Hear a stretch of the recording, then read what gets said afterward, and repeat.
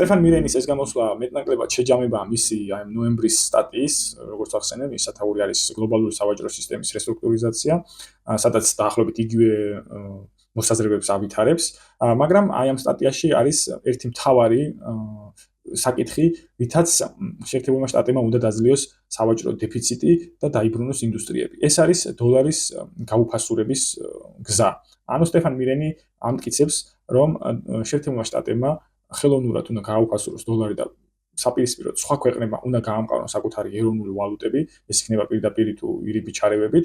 ეს გამოიწვევს იმას, რომ გაუფასურებული დოლარით შეერთებული შტატების ექსპორტი გაიზრდება, ხოლო სხვა ქვეყნების გამყარებული ეროვნული ვალუტების შედეგად იმპორტი ამერიკაში შემცირდება.